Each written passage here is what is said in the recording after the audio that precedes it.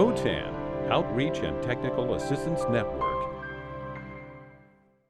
Digital Leadership Academy, Year 1, Mid-Project Report, San Juan USD, May 2019. So we're the San Juan DLAC team, and this is our mid-project review. So I'm Linda Laymon. I'm Jody Barker. Marisol, Richmond. And we are all ESL teachers for adult education. And Angela Rodriguez is our vice principal, and Blair Roy is our coach. So we work well together as a team. Oh, no, we're not there yet. Wrong About one. San Juan. Sorry. So a little bit about the San Juan School District adult education. So we serve the greater Eastern Sacramento area, and for adult education we have served over 5,600 students, including over 2,600 ESL students for this year, current school year, 2018 and 19. We have 2 main campuses, 7 satellite locations, and we have 23 ESL classes. The top 3 languages are English, Farsi, and Spanish. We work well together as a DLAC team, we have found. We have tried new things that we've learned in the DLAC trainings. We have been able to fine-tune our communication skills using Zoom. We have very busy schedules and some unusual situations, so Zoom has helped us greatly to be able to communicate with one another on a weekly basis. We each have certain strengths, so we assign our tasks based on those strengths and our expertise of the different members as we learn through our trainings here with Dr. Porter. Working together as a team, we have now a well-designed distance learning plan for the fall, which we will continue to work on between now and then, and to meet our future needs there. Okay, and then that's me. So our project, this is our original problem. So we have students, obviously, and we have teachers, and our teachers are really good at teaching English. Then we had computers, and the students really want computers. And that's where it breaks down. Our teachers are not necessarily lacking in knowledge of computers, but in how to teach to the students, how to teach them basic things. And so what do we do about that? So this turned into our project. So what we started with, we had teachers that had just tech questions about using ASAP, because when they switched over to the new one, it was kind of a nightmare. And then it was how to add technology to their classroom. So this became our Teacher Tech Fridays last spring, and our principal said that she would do this as a paid PD, so teachers can come, and so we could, Linda and I get paid to do this. So then we developed a website to hold the tech tips, especially for those who couldn't come, or they want to review it later. We did this fall, and then later we added a blog, and now we hold tech training monthly at 2 sites as paid professional development. So our project has 3 parts, and that's the teacher tech training, teaching the teachers how to use more technology in their lesson plans, and there's our website. We have a link on here to our website, and our website also has a link to our blog. But this is more organized and to park what we teach and what other people teach. And then we have a blog. And this we hope to be more interactive so that teachers can comment on it or say, hey, I use this, but in this way. And we're hoping that it gets more more use than it has, but it's getting there. Okay, Linda. So some challenges that we've come up with is one of the first things is to increase attendance at our teacher training meetings and to get the teachers to remember to come. Some of the questions that we had were the teachers actually using the website? Were they using the blog? Were they commenting on it? And we discovered some things. We discovered that the teachers could only comment on the blog. They couldn't post anything like pictures and things. So that was a problem. We also found out that in the trainings that the teachers had some immediate needs with their technology that they needed to address. And so that was on top of the training that we had planned. So we needed to address that. So we made some course corrections and we've made some progress. So to increase attendance, we now hold the tech trainings at 2 different school sites. And we decided that we will make all the teachers editors of the blog so that they can all have the ability to post anything they want, pictures and things to the blog. And we also will encourage and train teachers more on the use of the blog and the website. So for future, in our teacher tech training, so through an end of the year survey that we're going to give the teachers, we will find out what they would like to learn in the future. And then based on that survey, we plan to decide what we want to teach them for next year, each month. We will also use email and a calendar to continue to invite them and remind them about the trainings. We will teach the planned topic for the day, and then we will address their immediate teacher tech needs. And we hope that this will help the teachers to implement more technology into their classrooms, because that's the purpose of our project, to help them implement technology in their classrooms. So that brings us to our Distance Learning 101 site plan summary. And first, our recruitment. How do we recruit our students? They are already co-enrolled in our classes. So as you saw earlier in the beginning of the slideshow, over half of our students, or close to half, are ESL students. And they're the bulk of the students that will be enrolled in our distance learning program.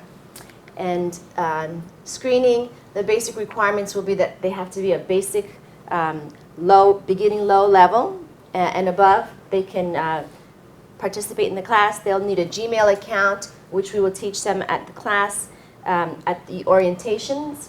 They will need internet access via computer or tablets. And if they don't have computers, then they'll have information about getting library cards and assistance with applications for that. And also, they will have digital literacy skills screening, too. So for orientation, we will have group and individual orientations at both of our sites. We have 2 computer labs, and we're fortunate to have that. We just have a new one this year. And then finally, so for instruction, it's completely online except for when they come to us at least once a week to give us their assignments.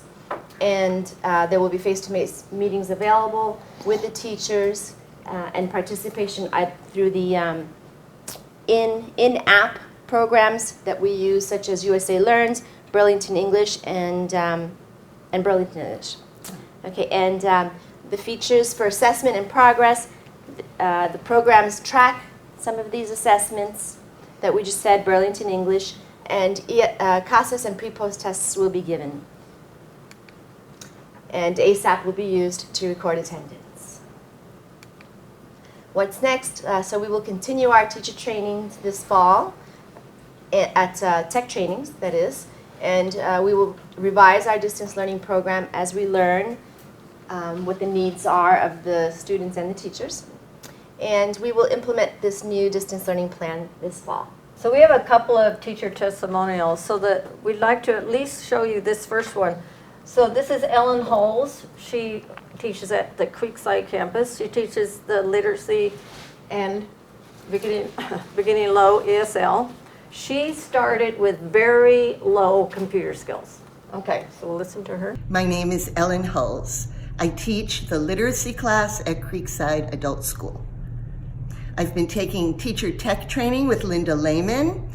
I've learned a lot about the Google apps, especially Google Docs, that helps me keep my documents in one place, and then I can always find them. I'm learning how to make a web page. You know what I'm talking about. A web page. Those, yes, web pages to make a class site, a class website. Yes, and so I would put different little quizzes on there and little notes that they should know and little things that I'm trying to remind them about, and possibly some homework as well. And I've learned how to use my iPhone, which is very exciting. So this is Lois Rhodes. She works at Sunrise Tech Center. She teaches intermediate low ESL. So hi Lois, what did you learn in the teacher tech class that you then applied in your classroom? In teacher tech class, I learned how to use the Kahoot quiz, how to create a quiz, how to adjust it for my students, and how to empower them to show their great learning and their level of expertise with the material that was taught. They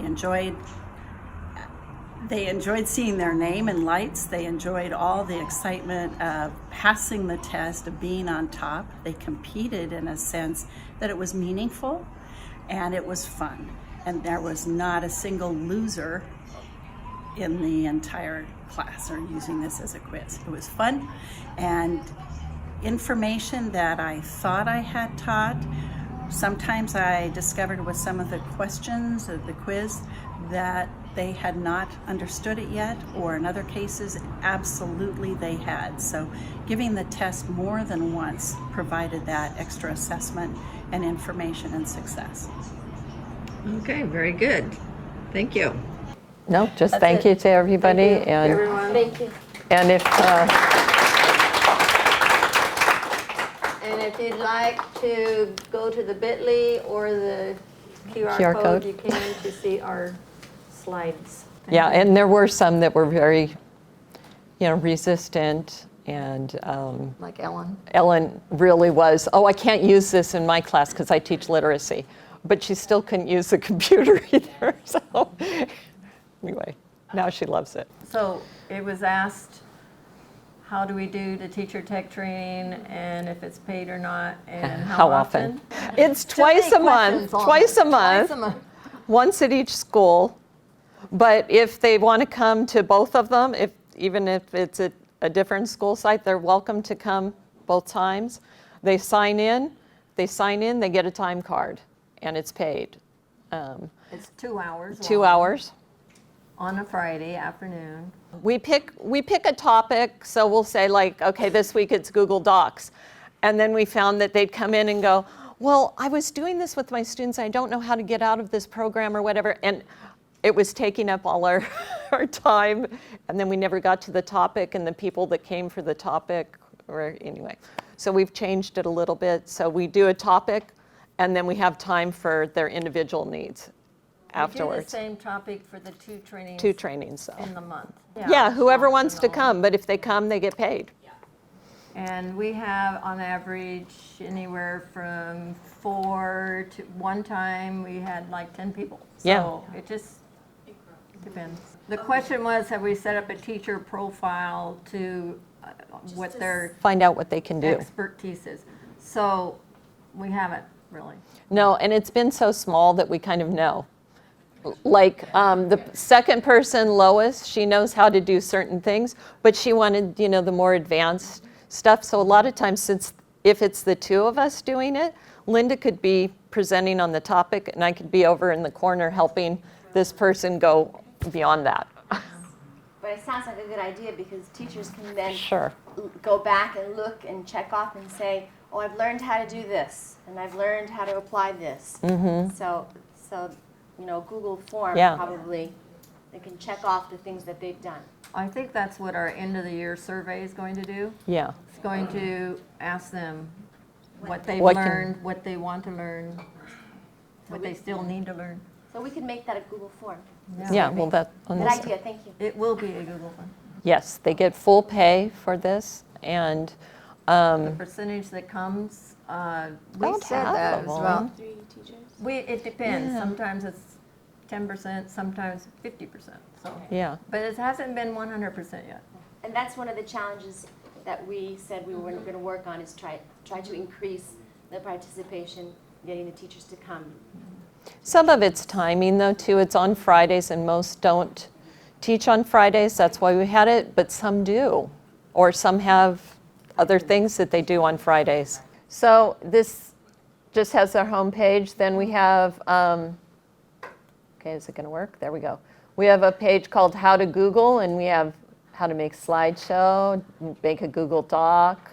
Some of these they can take and use for their students. I made a lot of the slideshows they can pull off and put on their own websites. Then these are ones that we've done in the teacher tech class. How to make a bit.ly. So those are links to the handouts. And then some of this is just stuff we pulled off the web, like YouTube things for EL Civics. Okay, and I don't know why it's not populating, but, and then we had other lesson ideas. I did Yeah, I love this one. I myself went to it and said, I got to do that with my class. it's a map, and then you can have your students, they fill out a Google, it's a Google form, and then it links to a map. And so when you click is up. on the thing, whoops. Time is up. Our time's up, okay. saying good. Anyway, when it clicks on, it will have their name, their names and their information, whatever they put on the form, like where they're from, what their favorite stuff is or whatever, and you can click on the country and it'll come up like Maria is from Brazil, this is what she likes, and No, they're not required to attend class weekly. We just like to see them face to face, so they could have some face-to-face time, and if they require instruction or if they have questions. But for the low-level literacy, I give them their forms that they use for assessment and for me to track their progress and their work. At the upper levels, do you want to talk to that? Because you guys teach the upper levels. I collect their homework and also let them practice. Sometimes the students will come and stay there the whole 3 hours and just practice. And then new students come and I show them all the different websites they could do and sign them up. And we like to see them about once a month, though, and the persistence part is the ones that are getting money from the government, they're there once a month to collect their If it's required attendance. for CalWorks, Yeah. then they're there. So those are the ones that are really persistent. However, we have to bug them to, oh, remember, you still have, 2 lessons to go before you're getting your hours. Yeah. But we do have students that want to do more than the time that they have in their class. So they're there, and they'll tell me, oh, I don't need the hours. I'm doing this because I want to. And we're getting those more and more. Yes. Yes. There's a 3-hour session every week on Friday mornings. Okay, and I think that's time.